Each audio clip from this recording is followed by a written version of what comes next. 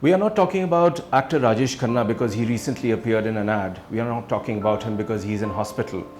We are talking about him because he has created a connect with the Indian consciousness which belonged to a softer, gentler era of the late 60s and the 70s when he was truly a superstar.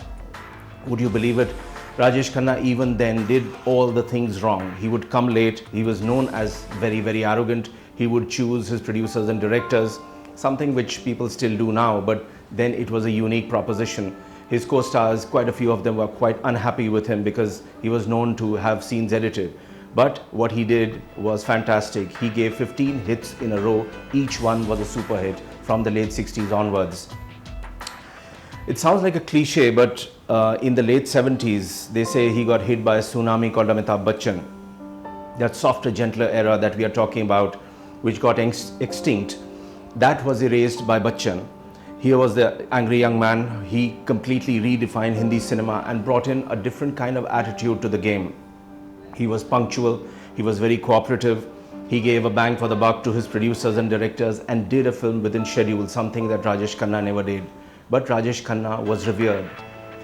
Outside a Madras hotel once, his co-star Mumtaz said there were hordes and hordes of schoolgirls waiting for him in the wee hours of the morning just to have a glimpse of him.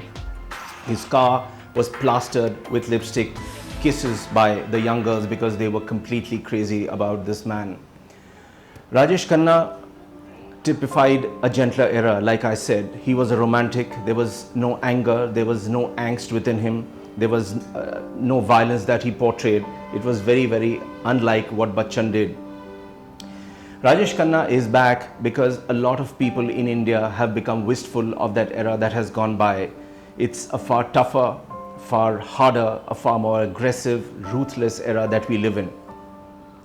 There is violence around us, there is insecurity, and Rajesh Khanna and his thoughts bring back a softer generation, a gentler thought. There is a lot of connect, and people who grew up on Rajesh Khanna now remember him very, very fondly. If you look at some of the big hits that he gave, whether it was Bawarchi, Anand, Khamoshi or Safar, those were films that he truly acted. Later on, he unfortunately hammed quite a bit, whether it was Amar Prem. His mannerisms, as Naseeruddin Shah very acidly in an interview pointed out, that Rajesh Khanna's mannerisms took over completely and everything that he stood for got buried under that. Now Nasir could be right, Nasir could be wrong, but what Rajesh Khanna did, Nasir could not. Even till date, Rajesh Khanna is remembered as the first superstar of Hindi cinema, not Dilip Kumar, not Amitabh Bachchan. He did dabble in politics. In fact, I happened to cover a couple of his campaigns in Ahmedabad as well as in New Delhi for the Congress when he fought for the elections. There was still a very star element. I remember in Delhi, in a baking 45-degree heat, he would go on his padiyatras, come back looking like a baked turkey, and he had had a recent hair transplant. Then the color from his hair would run down his face. His face, the very fair man, completely blotchy and red, but he could create a connect. He would call up women reporters, and I know one of them I worked with, and he would say at midnight, "Jhoot bole kawa kaate." That girl never asked him a tougher question ever again. Those are things that Rajesh Khanna is known for. He is now shrunk. They say he's suffering from some liver disease, from kidney failure, from intestinal cancer. No one knows exactly what the reason is. That is for the media to cover.